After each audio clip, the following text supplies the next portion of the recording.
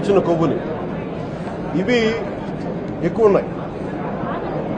ఈ దారుణం ఏంటంటే శతాబ్దాలుగా పోరాటం చేస్తున్నారు రామజన్మ అయోధ్య రామ మందిరం కోసం. దానికి కూడా వీళ్ళు 1,00,000 లక్ష లడ్లు ఇలా బీఫ్ తోటి పిగ్ ఫ్యాట్ తోటి ఫిష్ ఆయిల్ తోటి కలిపిన లక్ష లడ్లు కొన్ని దశాబ్దాలుగా శతాబ్దాలుగా అయోధ్య రామ మందిరం కావాలని చాలా ప్రతిష్టాత్మకంగా తీసుకుంటే దానికి కూడా తిరుపతి లడ్లు వెళ్ళింది, టీటీడీ లడ్లు వెళ్ళింది. ఇది దేశమంతా దీన్ని కదిలిపోయింది. ఈ రోజున ఇలాంటి అపవిత్రం జరిగింది. దీని గురించి ప్రస్తావిస్తే రిపోర్ట్లు బయటకు వస్తాయి. వైసీపీ నాయకత్వం కానీ ఇది రాజకీయ లబ్ధి కోసం చేస్తున్నారని ఒక మాట మాట్లాడుతూ ఉన్నారు. వైసీపీ నాయకులకి కానీ వారి మద్దతుదారులు కానీ నేను మనస్ఫూర్తిగా మీకు తెలియజేస్తున్నా, రామతీర్థం గొడవప్పుడు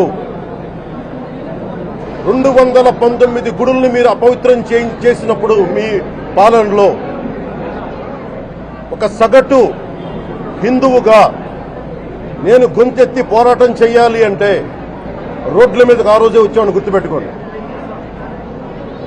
ఆ రోజు కూడా రామతీర్థం రాముల వారి విగ్రహాన్ని మీరు నరికేసి అర్చకులు చేతిలో పట్టుకున్నప్పుడు చాలా బాగుంది. కానీ ఆ రోజు కూడా దాన్ని రాజకీయ పరంగా మేము తీసుకెళ్ళా. దోషులకి శిక్ష పడాలి. వీళ్ళెవరో కనుక్కోండి, ఈ రోజు వరకు మీరు పట్టించుకోవాలా.